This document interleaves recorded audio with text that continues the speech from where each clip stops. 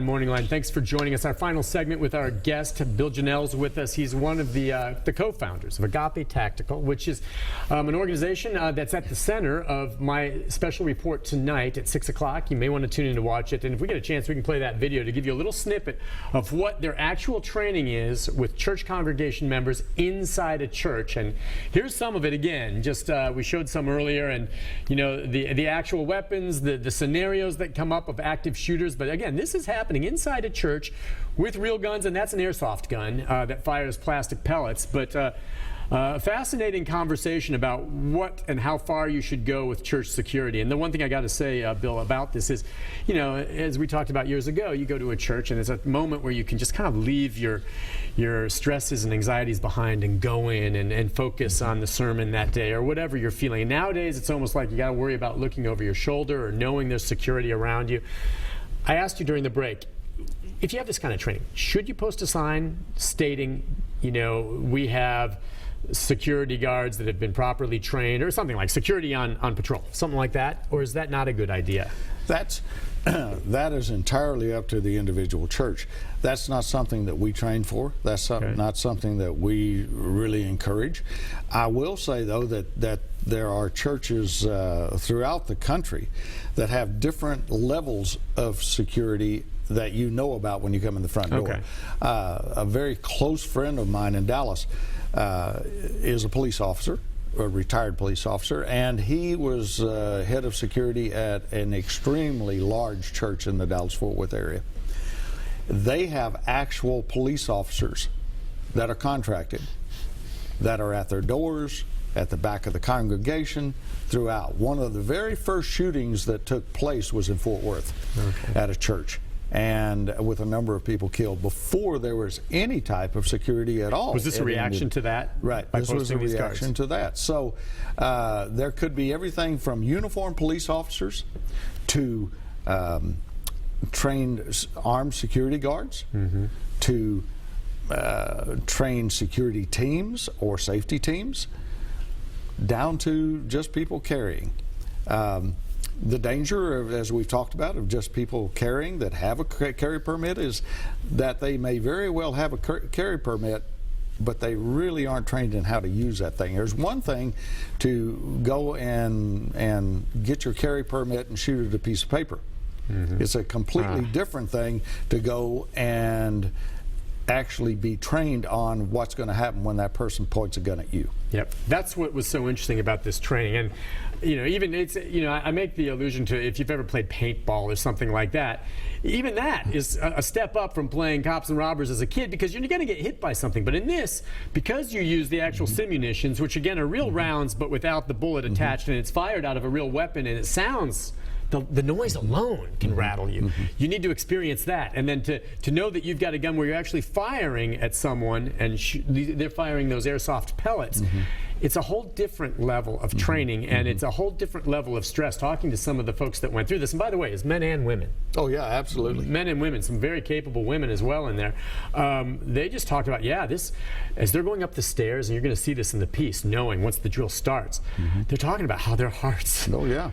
I mean, it just, and they know it's a drill, but still, in that moment when they say, okay, go, there's an active shooter, and they hear someone screaming and yelling upstairs, they talk about the adrenaline and their pulse going. And then, is it true, when you're in that situation, you can be the best marksman at the range. When your heart's going like that, you could miss someone this close to you. Oh, absolutely. Absolutely. Something takes over at that point. It's got to be your training then. That is your training. It's called muscle memory, and it is literally your training at that point. And for example, at our church, our safety team, which is made up of 30 plus people, not only do all of those have carry permits, but all of those, before they come onto the team, they go through another training, which is 5 hours on the range, very, very hard 5 hours, and we're doing everything except shooting at pieces of paper. We're doing shooting on the move and so forth. And these are things that Agape Tactical trains for. We vet everybody that is on that team. So there is no one on the team that we have any questions about. The other thing that we want to know is that everybody on that team has had the same training. If if there is a situation, we all know what we're going to be doing. So you're all kind of on the same page. Oh, absolutely. And you work, obviously, as you said, as a team. Absolutely. We've had several calls this morning who couldn't stay on the line, but saying that their church, there was just someone who called from Logan County, Kentucky, saying that their church there has a security team in place, going through that type of training. Are there many, to your knowledge, and I think I asked Ken this, who's the co-founder with you, organizations like Agape that do this nationwide to this level in churches? There are. I would imagine there's some, and it's growing, but you're one of the first, I would think. Yeah, there are. There are other organizations that will come in and they will assess, do an assessment of your church. They will make recommendations. They will maybe do some preliminary training. Some may very well do some more extensive training. To my knowledge, particularly in our area, we are the only ones that really goes into a lot of training. The training that not just with guns, but how do I prevent somebody with a knife? How do I prevent a domestic dispute inside I was going to say, church? by the way, we're talking about active shooter, which is worst case scenario, a killer. Right. But yeah, there's also domestics. I think when I was there that day, they were working on someone who was suicidal. Right, exactly. Who was with a gun, and they were trying, even taught to some degree. And keep in mind, this was a day-long, all day, starting with classroom and then through all the drills, but negotiations almost, or how absolutely. to handle that with someone who has a gun who's suicidal in a church. Yeah, we will teach, for example, a technique called verbal judo. Yeah, where we're able to talk someone down. Our objective is to be able to diffuse a situation before it ever gets to a point where there are weapons involved. We want to be able to take care of that. And remember, at any church, I don't care, small, large, it doesn't matter. At any church, on any given Sunday, the people that show up there bring everything with them from their house. What do you now, mean? we're not talking about their clothes. We're talking about their emotions. Yes, right. They're bringing everything. Depressed, they may have just depressed, marital problems. Everything. They may have just gone through a big fight the night before. Yeah. Right? They show up with their Sunday smiles the next day, and we don't really know what the situation is, and all of a sudden something escalates.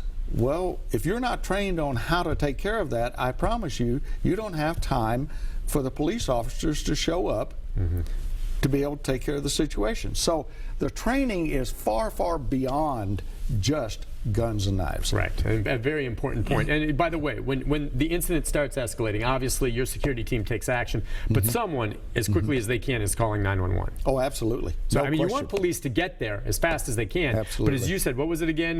When seconds count, police are minutes away? That's exactly right. And it is true, because they're not right across the street from your church, right? So it takes them a moment. And I think that another thing that we need to be very, very cognizant of, and that is the fact that the safety teams are not police officers. Okay? Right.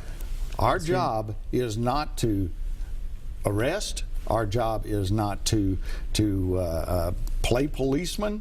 Our job is to take care of a situation at the time until the police officers can get there. And you said again, it's not security. That's right. It's safety. Or Safety. did I get that backwards? No, it's safety. It's safety. And what's the difference to make that distinction for me? Because I was saying teaching security in a church, which I think you know what I mean, but you say you like to use the word teaching safety in a church. We use safety. And our safety team, by the way, is multifaceted. It's not just the people that are on the security end of it, but also we have a medical team that's a part of the safety team also. Yeah, someone hurt. And that is everything from EMTs that up to doctors. They're all on that team. But safety and security is very simply a case of how you say it. Security oftentimes denotes, I'm trying to catch you doing something. Safety oftentimes denotes, I'm here for your protection. Yeah. You anticipate this type of thing growing, seeing more. We just have a minute or so to wrap things up. But first of all, obviously, Agape, is here in Middle Tennessee region, based out of Nashville, actually Franklin. Okay, and Agape Tactical. But I think we're going to see more and more. And what you're teaching is something, as we say, applies to churches because that's different. But it should apply to anyone. It could apply here at Channel 5. Oh, absolutely. With all the people we work here, it could apply to a school. It could apply just about anywhere. And in this day and age, it's just in your mind. This is the reality now. It is the reality. No question about that. It is the reality. We see it every day. We see it on your newscast every day. And the point being, prepare for what could happen. Prepare for it. And hopefully, of course, you never, ever have to use it. Right. We can ignore it and hope that it doesn't happen. We can prepare for it and still hope that it doesn't happen. I like that approach. Bill Janelle, pleasure having you on, Thank sir. you. I really appreciate it. And I know, and I hope you and everyone else will watch tonight at 6. You'll enjoy seeing this because it's nothing you don't already know. But again, the P.4 tonight, I'll tell you more about that as we wrap things up with a programming note about tomorrow. But thank you very much for coming on. It is an education this morning. Thank you so much. Thank you. Thank you for having me. Pleasure. We'll be right back. Wrap things up after this.